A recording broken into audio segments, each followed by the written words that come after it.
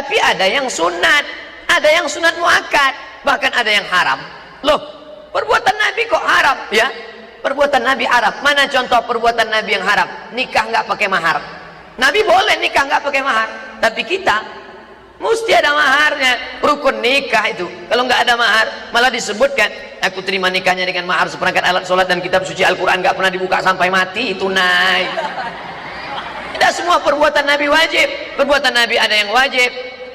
Ketika anak saya lahir, lalu saya potong kambing, yang motong bukan saya, orang lain. Saya orangnya lembut, membunuh hanya nyamuk aja saya mikir, apalagi motong kambing. Lalu dipotong mereka. Ini akikah anak Ustadz Somad. Nabi mengakikahkan cucunya, Sayyidina Hasan, Sayyidina Husain, anak Sayyidina Ali, anak Fatimah. Maka Nabi mengakikahkan. Apakah akikah itu wajib? Orang-orang yang menegakkan sholat, atimis sholat li dzikri, dirikanlah sholat. Cara sholatnya gimana? Tunjukkan saya satu ayat dalam Al-Quran. Angkatlah takbiratul ihram, baca iftitah, baca fatihah, baca ayat. Itu tidak ada dalam Quran. Lalu teknisnya bagaimana? Hadis. Kenapa Ustaz tidak jelaskan? Saya menjelaskan secara umum bahwa semua perbuatan kita ini berdasarkan hadis. Karena kalau tidak ada tuntunan hadisnya, gimana kita mau bisa beramal? Wa atuz zakah, bayarlah zakat. Wa atuz zakah, bayarlah zakat. Alladzina yunfiquna amwalahum, mereka yang mengeluarkan zakat harta mereka. Wa atu haqqahu yauma hasadih, keluarkanlah zakat tanamanmu ketika panen. Apa ada dalam Al-Quran? Kalau ontamu 5 ekor, zakatnya 1 ekor kambing. Kalau kambingmu 40 ekor, zakatnya 1 ekor kambing. Kalau gandummu 630 kg, maka zakatnya adalah 5 wasak. 5 wasak itu zakat nisab 630 kilo kalau pakai kulit. Kalau sudah bersih maka dia 520, pakai kulit 630. Kalau sudah bersih kupas kulit 520. Maka keluarkan zakatnya. Lihat dulu, kalau dia pakai tada hujan, cuman mengharapkan hujan 10%. Tapi kalau dia pakai irigasi, potong biaya operasional. Itu yang saya maksud hadis. Ngapain Ustaz cerita hadis secara umum? Karena amal kita tidak diterima kalau tidak pakai hadis. Apalagi contohnya, masuk ke dalam masjid. Kenapa ada orang sholat sunat tahiyatul masjid? Itu hadis. Idza dakhala ahadukumul masjid, kalau kamu masuk masjid, fala yajlis, jangan duduk hatta yusolli raka'ataini, sampai sholat 2 rakaat. Maka mesti diamalkan. Lalu kemudian isi hadis itu apa? 3 saja. Loh, hadis sebanyak-banyak itu. Sahih Bukhari isinya 7.275 hadis. Sahih Bukhari 7.275 hadis. Isinya apa? 3. Akidah, fikih, akhlak. Tentang Allah, tentang Nabi, tentang Rasul, tentang malaikat, tentang alam barzakh, tentang kubur, tentang kiraman katibin, tentang surga, tentang neraka. Akidah. Yang kedua tentang fikih syariah, halal, haram, makruh, mubah, sunat, sunat muakkad. Yang ketiga tentang akhlak, ridho, qanaah, sabar, tawakal.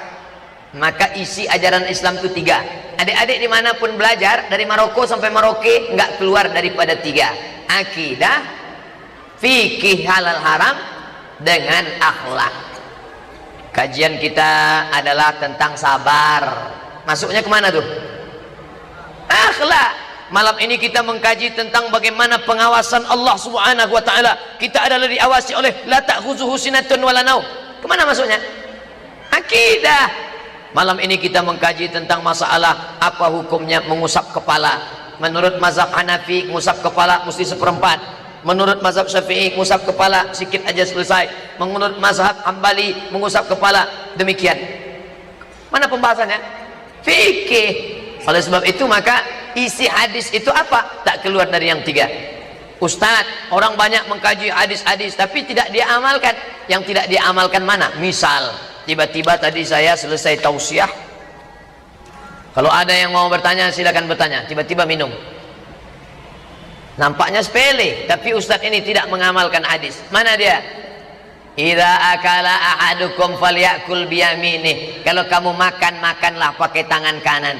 Wa idza syariba ahadukum falyashrab biyaminih. Kalau kamu minum, minumlah pakai tangan kanan. Fa inna syaitan, karena sesungguhnya syaitan, yakulu bisimali, makan pakai tangan kiri, wa yashrabu bisimali, minum pakai tangan kiri.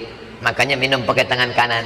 Belajar hadis pendek-pendek dulu. Hadis arba'in, arba 4. Arba'in 40. Kenapa disebut 40? Karena dia 40 hadis yang dikumpulkan oleh Imam An-Nawawi, maka disebut dengan Arba'un An-Nawawiyah. Sudah hafal Arba'un Nawawiyah, pindah ke hadis satu lagi, Arba'un Ajluniyah, karena disusun oleh Imam Ajluni, maka disebut dengan Arba'un Ajluniyah dan Arba'un lainnya. Ini amat sangat baik. Kalau gitu saya pilih-pilih aja Pak Ustadz, ambil yang pendek-pendek, ambil yang enak-enak, ambil yang tetap keseharian. Bagus. Adik-adik anak kita yang sekolah SD IT, SMP IT, SMA IT, tahun pertama 40 hadis, tahun kedua 40 hadis, tahun ketiga 40 hadis, sehingga ketika dia tamat SMP 3 tahun 120, dikeluarkan sertifikat sudah menghafal 120. Yang ingat berapa yang hilang? 0 yang hilang. Lalu tinggal berapa? 12. Jadilah, tapi kita amalkan. Tapi tidak semua hadis itu wajib. Semua perbuatan Nabi wajib. Kalau semua perbuatan Nabi wajib, maka adik-adik yang pakai batik haram, karena lawan daripada wajib haram. Sholat itu wajib. Siapa yang nggak sholat haram. Semua perbuatan Nabi wajib. Semua yang pakai batik haram, karena Nabi pakai baju putih. Semua yang pakai sorban wajib, berarti yang pakai peci haram.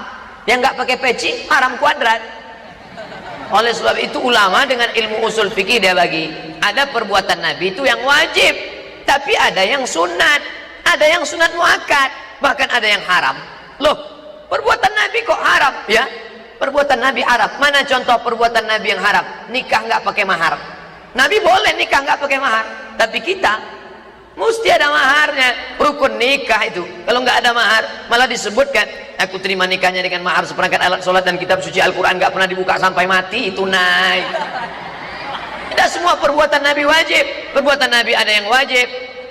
Ketika anak saya lahir, lalu saya potong kambing, yang motong bukan saya, orang lain. Saya orangnya lembut, membunuh hanya nyamuk aja saya mikir, apalagi motong kambing.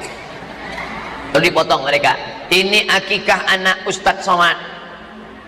Nabi mengakikahkan cucunya, Sayyidina Hasan, Sayyidina Husain, anak Sayyidina Ali, anak Fatimah.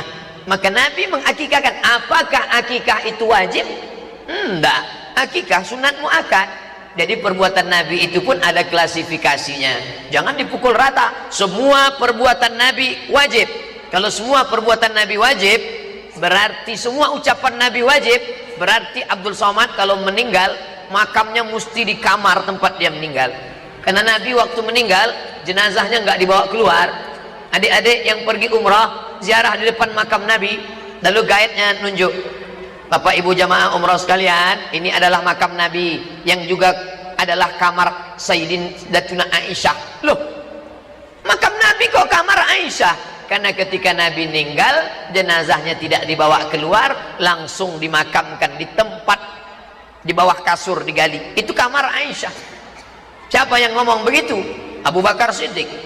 Ketika orang muhajirin mau membawa jenazah Nabi, mau dimakamkan di Makkah, orang Ansor maunya jenazah Nabi dimakamkan di Madinah. Lalu apa kata Nabi? Nahnu ma'asyirul anbiya. Kata Abu Bakar, saya pernah dengar, telinga saya pernah dengar Nabi ngomong. Apa kata Nabi? Nahnu ma'asyirul anbiya. Kami para nabi, nudfanu min haitsu namutu. Di mana kami meninggal, disitulah kami dimakamkan. Kalau sempat perbuatan itu jadi wajib, lalu saya sampaikan ke istri saya, nanti kalau aku meninggal, di mana aku meninggal, makamkan aku di situ. Pas tinggal sedang ceramah, apa mau dimakamkan di sini? Maka perbuatan Nabi itu tidak semuanya wajib. Jadi jangan kita langsung tuduh, oh Ustadz ini sudah meninggalkan sunnah, ini orangnya ingkar sunnah. Tidak, mungkin beberapa saya tinggalkan. Buktinya mana? Saya nggak pakai jubah, tapi bukan berarti saya ingkar sunnah. Saya nggak pakai sorban, tapi bukan berarti saya ingkar sunnah. Karena ada perbuatan Nabi itu yang wajib, ada perbuatan itu yang sunat, ada perbuatan itu yang sunat muakkad. Semua perbuatan Nabi wajib, berarti semuanya harus pakai cincin di kelingking. Karena Nabi pakai cincin di kelingking. Coba tengok Habib Rizik pakai cincin, Habib Umar bin Hafiz pakai cincin, Habib Ali As-Saqaf, Ali Al-Jufri pakai cincin. Tidak semua perbuatan Nabi itu wajib. Nah, ini tentang masalah perbuatan Nabi yang terkandung dalam hadis. Tapi perbuatan Nabi yang sifatnya baik, yang sifatnya anjuran, walaupun tak wajib, baik kita laksanakan. Alaikum bisunnati, ikutilah sunnahku, wa sunnatil khulafa'ir rasyidin, dan sunnah khulafa'ir rasyidin min ba'di, setelah aku meninggal. Addu 'alaiha bin nawajiz, gigit pakai gigi geraham. Kita lanjutkan yang ini atau langsung bacain? Tadi Pak Ustadz nyinggung sejarah Andalusia yang dulu pernah dikuasai lebih 700 tahun. Saya mau tanya, kenapa Spanyol sekarang dikuasai Islam lagi? Belum anandaku, belum adikku. Spanyol belum dikuasai Islam, masih dikuasai Juan Carlos. Yang dikuasai Islam sekarang adalah Eropa. Eropa dibagi dua, yang sebelah kiri Spanyol, yang di sebelah kanan Turki. Turki itu Eropa Timur. La taftahunnal Konstantiniyah, kalian akan menguasai Konstantinopel. Wala ni'mal amiru amiruha, pemimpin perang yang terbaik adalah dia. Wala ni'mal jaisyu dzalikal jais, pasukan tentara yang paling hebat adalah pasukan dia. Nama pemimpinnya Muhammad Al-Fatih. Itulah yang mendirikan Turki Utsmani, berkuasa di dunia 500 tahun, lalu kemudian digulingkan oleh Mustafa Kemal Atatürk 1924. Sekarang embrionya sudah mulai nampak dengan Erdogan. Ini yang sedang dikuasai Islam sekarang. Adapun satu impian Nabi, ucapan Nabi yang belum terwujud adalah kalian akan menguasai Rum. Konstantinia, Konstantinopel sudah dikuasai. Satu lagi belum, Rum. Mana itu? Eropa, Spanyol, Inggris, Prancis, Jerman, insya Allah akan dikuasai oleh orang Islam. Ustadz Somad ngawur. Mana orang Islam mau menguasai? Yang ngomong bukan saya, Bernard Lewis. Cari tulisannya, Bernard Lewis. Dari namanya itu sudah dijamin bukan Islam, orang Yahudi, orientalis.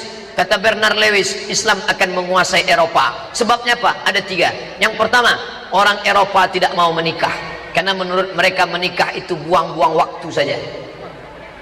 Akhirnya mereka kumpul kerbau, kumpul kebo, kena penyakit sifilis, kena penyakit HIV/AIDS, dan mereka akan punah dengan sendirian. Yang kedua, mereka tidak menikah, anak umat Islam banyak melimpah ruah. Kenapa? Orang Islam banyak anak, banyak rezeki. Makan tidur, makan tidur, makan tidur, 10 anaknya. Maka mereka akan punah dengan sendirinya. Yang ketiga, mereka akan punah karena mereka melanggar hukum Allah Subhanahu wa taala. Maka yang paling mereka khawatirkan di dunia ini, orang barat itu mentalnya ketakutan. Orang barat itu bawaannya takut ada. Kalau dia duduk di tepi laut, nengok laut takut. Kenapa? Akan muncul Godzilla. Kalau dia sedang duduk di taman, nengok ke atas, takut. Kenapa? Akan muncul alien. Kalau dia sedang duduk di mobil, nengok mobil, takut. Mobil akan berubah menjadi transformer. Tapi ada yang lebih menakutkan bagi dia. Apa dia? Islam. Karena Islam akan menguasai Eropa. Sekarang sudah nampak. Turki, orang Turki sudah bermigran ke Jerman sebanyak 2 juta orang. Spanyol, Inggris, tempat migrannya 3 Muslim. India, Pakistan, Bangladesh. Bahkan wali kotanya saja bisa orang Muslim. Nah, jadi nampaknya, makanya cita-cita seperti cita-cita Muhammad Al-Fatih. Hai Muhammad Al-Fatih, kata ayahnya, engkau mesti menguasai Konstantinopel. Begitu juga adik-adikku sekalian. Kalian menikah, punya anak, kalian harus, sekarang belum, karena ada tembok Berlin yang memisahkan kalian. Tapi nanti anak-anak Irma, setelah kalian soleh-solehah, bekerja, aktivis, menjadi orang. Sekarang kan orang Pak Ustadz, belum seutuhnya. Sampai masanya kalian punya anak, kalian akan katakan, kalian tempel tuh gambar menara Pisa dengan gambar menara Eiffel. Kalian tunjuk, hai anakku, kau akan membebaskan ini di masa akan datang. Cita-citanya begitu. Ini orang Islam sekarang cita-citanya, hai anakku, aku ingin kau jadi PNS aja cukuplah. Pendek sekali cita-citamu. Ustadz ngejek PNS ya? Saya PNS. Saya dosen. Sehari-hari mengajar di kampus UIN Suska, Universitas Islam Negeri Sultan Syarif Kasim Riau. Saya bukan ngejek, saya ingin mengatakan cita-citamu mesti tinggi. Sebagaimana ayah Muhammad Al-Fatih, kau mesti membebaskan Konstantinopel. Kalian pun akan berkata, kau akan merubah simbol di atas menara Pisa, kau akan merubah lambang di atas menara Eiffel, gambar bulan sabit di atas. Wah, ini cita-cita ke depan. Ngambilnya biar adil, dibalik ke bawah. Kalau waktunya habis, tolong kasih tahu. Karena saya kalau sudah ngomong tak tahu berhenti. Ustadz, bagaimana kita supaya tetap istiqomah? Kadang-kadang kalau tahajud suka males, duha sibuk urusan anak. Gimana supaya ibadah kita terus, Pak Ustadz? Pertama, lihat orang cacat.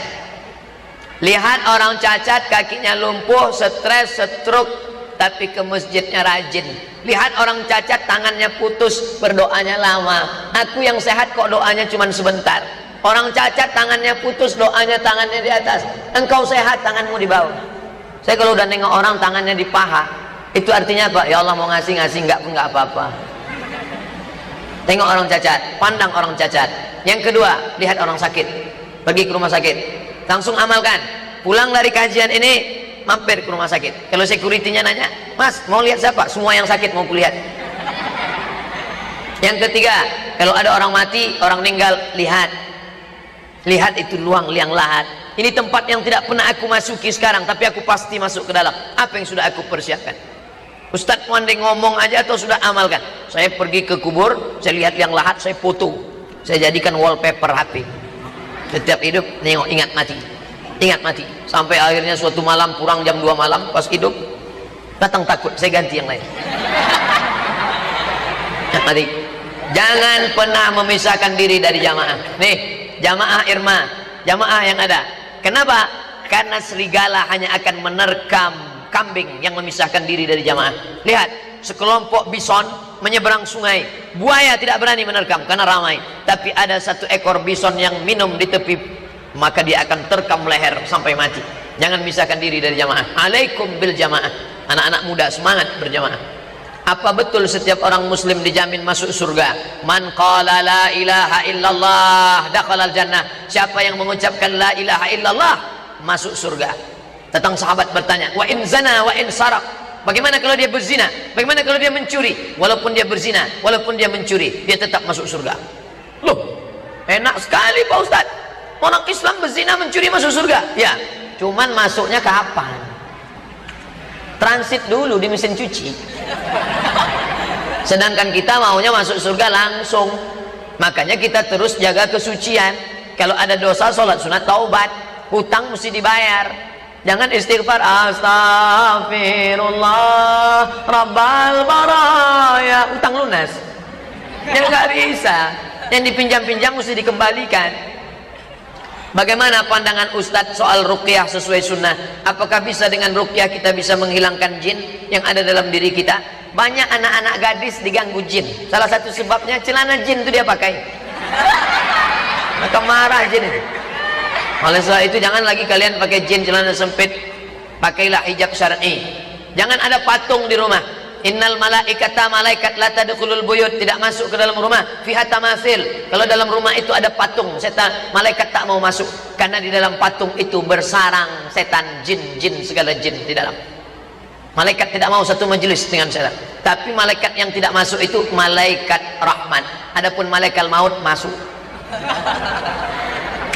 Lalu kemudian sebelum tidur malam baca Fatihah 1 kali, Qul huwallah 3 kali, Qul ambil falak sekali, Qul ambil binas 1 kali, pangkal Al-Baqarah sampai 5 ayat, wa ulaikamul muflihun sekali, ayat kursi 1 kali, ujung Al-Baqarah 3 ayat, lillahi ma fis samawati wa ma fil ard.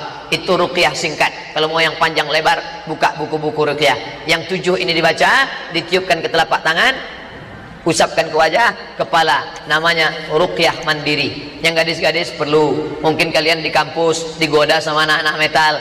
Hai adik, godain kita dong. Lalu kemudian kalian ngejek dia. Wih, air ludah kalian diambilnya, dibawanya ke dukun. Cinta ditolak, dukun bertindak. Akhirnya setelah kalian dijampi-jampi, maka kalian ingat dia terus. Pas mau lagi makan mie ayam, nampak wajahnya. Maka kalian perlu menjaga diri dari ruqyah. Kalau masih bisa menjaga ruqyah dengan diri sendiri, ruqyah. Tapi kalau tidak, maka carilah ruqyah syar'iyah, jangan ruqyah syirkiyah. Ciri-ciri ruqyah syar'iyah, bacaannya jelas. Bismillahirrahmanirrahim. Allahu la ilaha illa huwal hayyul qayyum. La ta'khudhuhu sinatun wa la naum. Adapun bacaan-bacaan yang disembunyikan, kita khawatir dia hanya jin, mengusir jin. Mengusir jin dengan jin. Mengatasi masalah tanpa masalah, bagus, pegadaian syariah. Tapi mengusir jin pakai jin, jangan. Allahu la ilaha illa qayyum la ta'khudhuhu sinatun wa la naum. Jangan, mungkin dia pakai jin yang lain. Ustaz, bagaimana dengan yang meninggal hari Jumat? Apakah betul bebas dari siksa kubur? Man mata yaumal jumu'ati, siapa yang mati pada hari Jumat, wuqiya min azabil qabri, maka dia dipelihara dari azab kubur. Sebagian ulama mengatakan hadis ini dhaif, tidak bisa untuk dijadikan sebagai akidah. Untuk fadail a'mal, targhib wa tarhib boleh, tapi Syekh Albani mengatakan hadis tentang bebas azab kubur bisa dijadikan sebagai dalil. Tapi maksudnya bebasnya apa hari itu saja, hari Jumat itu saja. Adapun besok tetap, kalau dia tak baik, makanya kita tetap beramal baik, jangan berharap mati. Ini banyak orang minum khamar, pacaran, narkoba, doanya nggak pernah doa baik, doanya matikan aku hari Jumat biar supaya bebas azab kubur. Allahumma inni a'udzubika min adzabi jahannam wa min adzabil qabri wa min fitnatil mahya wal mamat wa min syarri fitnatil masihid dajjal. Jangan hanya berharap mati hari Jumat, tapi perbaikilah iman, ilmu dan amal soleh. Kalau sudah berduduk, sudah berwudu, bersentuhan dengan suami, apakah wudu kita batal atau tidak batal?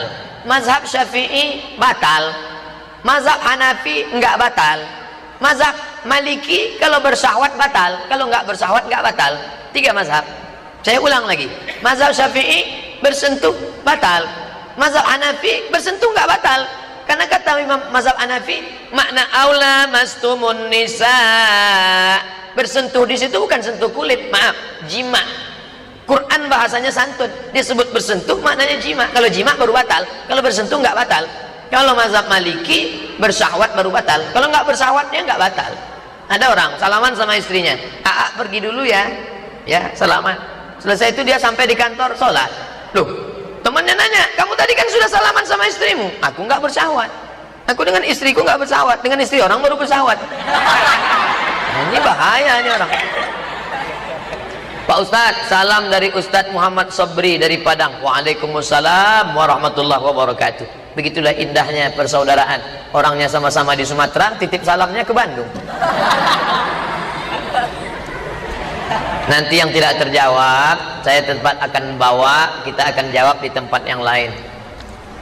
Pak Ustadz, saya mempunyai orang tua angkat yang ngurus saya dari bayi, tapi saya juga mengenal orang tua kandung saya, hanya tidak merasa dekat. Yang saya mau tanyakan Pak Ustadz, bagaimana doa-doa supaya saya selama ini yang saya panjatkan untuk orang tua angkat saya?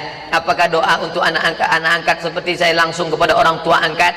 Karena salah satu amal yang tidak putus, doa anak angkat kepada orang tua angkat tetap nyampai. Mana dalilnya? Kata Nabi kepada Aisyah, kalau engkau lewat di kubur, di makam, jangan lupa mengucapkan doa. Apa doanya? Assalamualaikum ya ala diyar minal mu'minin wa inna insyaallah bikum la'ikun yarhamullahul mustaqdimina wal mustakhirin nas'alullah lana wa lakumul afiyah. Tuh, kami doanya pendek Pak Ustaz. Doanya apa? Assalamualaikum ya alal kubur. Bagus daripada enggak doa sama sekali. Seandainya doa untuk orang mati enggak sampai, enggak nyampe, ngapain Nabi ngajarkan doa itu? Itu menunjukkan sampai. Lalu apa makna hadis itu?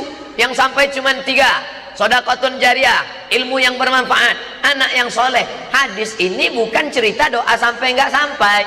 Hadis ini bercerita tentang amal Abdul Somad putus. Dulu Abdul Somad sholat duha, setelah meninggal, apa bisa Abdul Somad sholat duha setelah mati? Putus. Tapi ada 3 amal Abdul Somad yang tetap nyambung. Amal yang pertama, amal bangun masjid, sodakoh jariyah. Amal yang kedua, ilmu yang bermanfaat, Somad ngajar, rekamannya nyampai ke jamaah. Amal yang ketiga, anaknya. Hadis ini bukan cerita tentang doa, hadis ini cerita tentang amal anak saya sampai ke saya. Itu yang jadi pembahasannya. Emangnya anak Ustadz itu amal Ustadz? Anak saya itu amal saya. Maksudnya Ustadz, kalau istri saya cuma saya lihat aja, apa istri saya hamil? Itu penjelasannya. Anak saya itu amal saya. Mengapa jika disebutkan nama Rasulullah maka orang mendengar harus bersolawat, sedangkan jika nama Allah disebut yang mendengar nggak perlu menyebut subhanahu wa ta'ala? Kenapa kalau disebut Nabi Muhammad Allahumma sholli ala sayyidina Muhammad? Bu'dan liman dzukirta wa lam yusalli alaika. Celaka orang yang ketika disebut namamu tapi dia tidak mau berselawat kepadamu. Hadis dalam kitab Mustadrak karya Imam Al-Hakim. Kata Imam Az-Zahabi, sahih, hadisun sahih. Kenapa?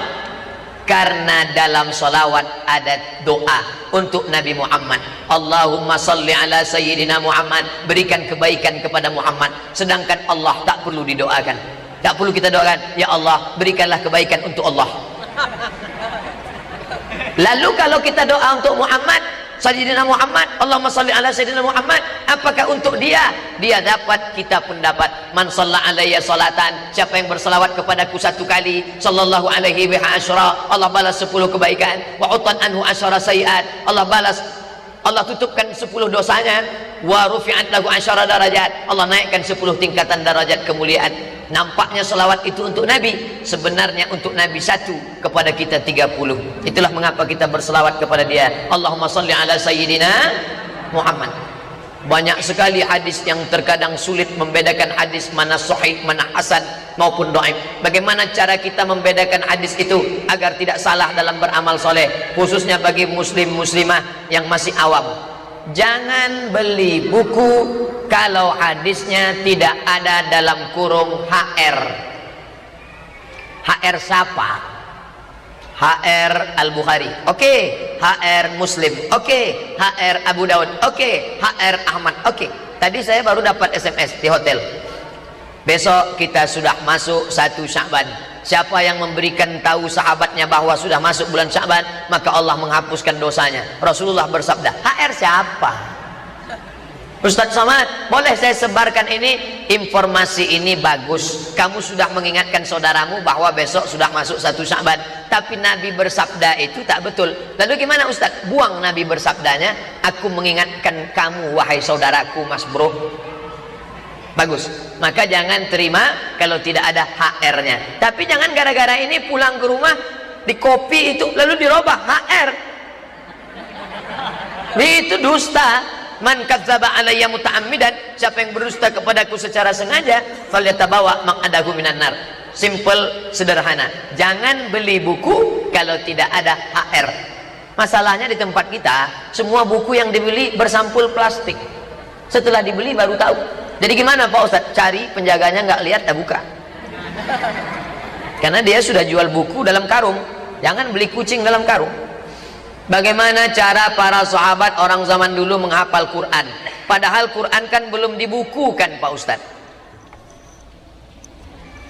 Ada anak hafal Quran umur 7 tahun, padahal belum pandai baca.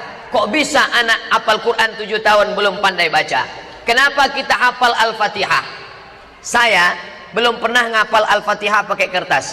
Bismillahirrahmanirrahim. Alhamdulillah.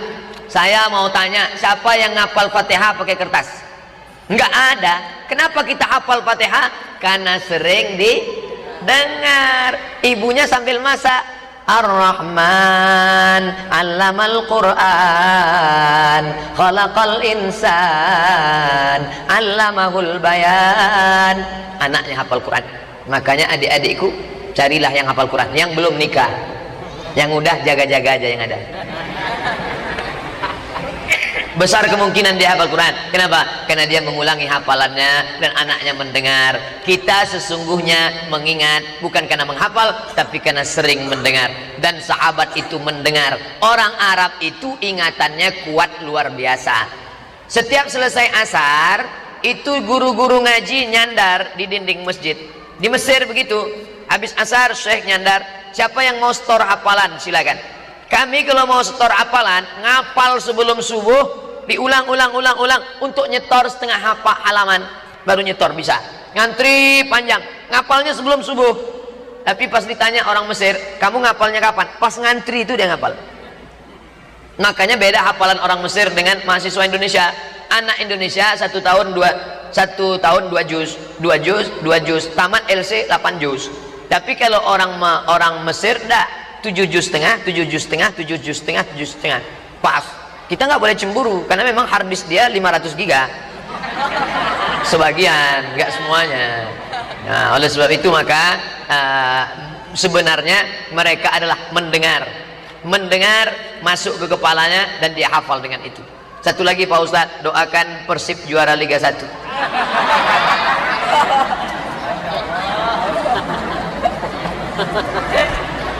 Apakah benar Islam di Indonesia disebarkan pertama kali oleh Wali Songo? Jika benar, bagaimana sejarahnya sehingga banyak ritual yang dianggap ibadah tapi tidak sesuai dengan ajaran salafus saleh? Khudh ma safa da'ma kadar, ambil yang jernih, buang yang keruh. Seandainya mereka datang ke negeri ini, ke Pulau Sumatera, ke Pulau Sulawesi, ke Pulau Kalimantan, ke Pulau Jawa, datang dengan pedang, mungkin hari ini kita tidak Islam. Kenapa? Karena ulama itu dibunuh langsung oleh pendekar-pendekar itu. Pendekar, pendek tapi kekar. Kenapa kita Islam sekarang? Mereka datang dengan sentuhan yang lembut. Sunan Kudus tahu bahwa orang Kudus ini agamanya Hindu dan orang Hindu nyembah lembu, maka dia tidak buat menara masjid pakai kubah. Karena kalau dibuat menaranya kubah nanti orang Hindu kaget, oh bangunan apa nih? Maka dibuatlah bangunannya dalam bentuk candi. Candi, Masjid Kudus menaranya candi. Maka orang Hindu ngelihat, loh sama dengan tempat kita ya. Ya. Lalu masih ragu juga, ditambatkan di bawahnya lembu. Diambil lembu, ditambatkan di bawah candi itu lembu. Orang Hindu lihat, loh Tuhan kita ada di sini, bangunannya sama, Tuhannya ada. Iya. Akhirnya mereka mulai ngintip dalam masjid itu apa. Ternyata dia lihat orang sedang selawatan. Salatullah salamullah ala taha rasulillah, salatullah salamullah ala yasin habibillah. Itu bukan lagu Arab. Saya nggak pernah orang Arab ngelagukan salatullah salamullah model begitu. Itu lagu apa? Murni lagu Jawa. Ler ilir itu. Ler ilir masumilir tak ijo royo manten anyar. Aku nek manten anyar ya ingat bahwa ada yang tidak sesuai, buang jauh-jauh. Tapi ngata-ngatain ulama dulu, memangnya kita lebih baik dari mereka?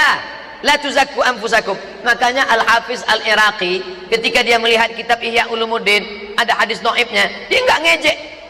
Al-Hafiz Al-Iraqi enggak ngejek Ghazali. Apa nih Ghazali? Ghazali enggak. Al-Hafiz Al-Iraqi enggak pernah nyaci maki Ghazali. Tapi apa yang dia lakukan? Dia tas'ih, dia tat'if, dia takhrij hadis-hadis yang ada di Ihya Ulumuddin. Lihatlah bagaimana ulama dulu menyikapi ulama sebelumnya. Karena kita tak tahu, boleh jadi amal mereka itu jauh lebih besar. Amal mereka sebesar Bukit Uhud, amal kita sebesar bisul. La tuzakku anfusakum. Jangan kau sombong kepada amalmu. Ini beradab, bertata krama kepada ulama sebelum kita. Apakah Islam Sufi termasuk Ahlus Sunnah wal Jamaah? Ya. Baik, habis. Surat tilang sudah masuk. Sekarang menyikapi Sufi ada dua kelompok. Yang satu mengatakan Sufi itu adalah ajaran asing yang masuk ke dalam Islam, maka kita mesti membuangnya. Tasawuf adalah bid'ah, wa kullu bid'atin dhalalah, wa kullu dhalalatin finnar. Campakkan. Ini ekstrim kanan. Yang ekstrim kiri mesti bertasawuf. Siapa yang tidak bertasawuf, maka dia tidak akan sampai kepada Allah. Kita menghadapi dua kelompok. Oleh sebab itu di Al-Azhar diajarkan Fakultas Usuluddin satu mata kuliah tasawuf Islam. Yang diajarkan tasawuf itu apa? Takhalli, menghilangkan penyakit hati, buang takabur, buang sum'ah, buang riya, buang syirik, bersihkan hati. Setelah bersih, takhalli, kosong. Tahalli, isi dengan ridha, isi dengan qanaah, isi dengan zikir, isi dengan taqarrub kepada Allah. Setelah itu barulah tajalli, Allah menunjukkan kuasanya kepada hamba. Sekarang banyak orang terjebak kepada bahasa tasawuf. Saya tidak mau pakai. Kalau tidak mau pakai tasawuf, pakai kata lain. Apa dia? Tazkiyatun nafs, pensucian jiwa. Ulama ini konsen masalah akidah saja, ulama ilmu kalam. Ulama ini konsen masalah halal, haram, makruh, mubah, syarat, rukun. Itu adalah ulama fikih, fuqaha. Tapi ada ulama yang konsen masalah hati, masalah ridha, masalah qanaah, masalah zikir, masalah tawakal, masalah mendekatkan diri pada Allah. Maka ini adalah ulama tasawuf. Maka ketika muncul tasawuf yang menyimpang, menyatu dengan Tuhan, katanya ada Tuhan besar, ada Tuhan kecil. Tuhan kecil ini adalah pancaran dari Tuhan besar. Tuhan besar bisa menyatu dengan Tuhan kecil. Kalau sudah menyatu dengan Tuhan, maka hilanglah syariat. Tak perlu sholat, tak perlu puasa, karena Tuhan sudah berdiri, ada dalam diriku. Maka itu dicampakkan semua. Peganglah kitab-kitab tasawuf yang mu'tabar, yang ditulis oleh, makanya dirumuskan Ahlus Sunnah wal Jamaah adalah 3. Al-Azhar. Al-Azhar merumuskan siapa itu Azhar, siapa itu Ahlus Sunnah. 3. Dalam masalah akidah dia pilih 2, Abu Mansur Al-Maturidi atau Abul Hasan Al-Ash'ari. Dalam masalah fikih dia bermazhab Hanafi, Maliki, Syafi'i, Hambali. Dalam masalah tasawuf dia pilih antara 2, pilih tasawuf sunni. Siapa itu? Tasawuf Abu Hamid Al-Ghazali atau tasawufnya Imam Junaid Al-Baghdadi. 3 rumusan. Itulah Ahlus Sunnah wal Jamaah. Terima kasih segala perhatian adik-adik, bapak ibu saudara sekalian. Mohon maaf segala kesilapan. Ada tadi yang mohon doa, kita doakan. Bukan doa Persib tadi, saudara kita yang meninggal dunia, maka kita doakan. A'udzubillahi minasyaitonirrajim. Bismillahirrahmanirrahim. Alhamdulillahirabbil alamin.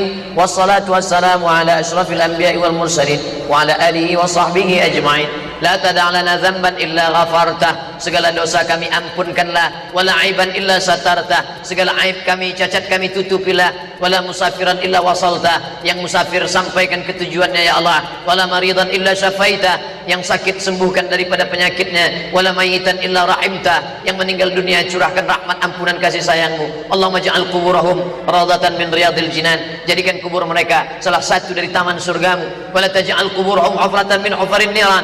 Jangan jadikan kubur mereka salah satu dari lubang nerakamu. Bil khusus almarhum Ahmad Emen bin Wang Sadikan. Allahumma ighfir lahu warhamhu wa'afihi wa'fu anhu. Rabbana taqabbal minna innaka antas samiul alim wa tub alaina innaka antat tawwabur rahim. Rabbana atina fid dunya hasanah wa fil akhirati hasanah wa qina adzabannar. Wa sallallahu ala sayyidina wa maulana Muhammad wa ala alihi wa sahbihi wasallam. Walhamdulillahi rabbil alamin. Taqabbalallahu minkum minna wa minkum, taqabbal ya karim. Terima kasih, mohon maaf. Wassalamualaikum warahmatullahi wabarakatuh.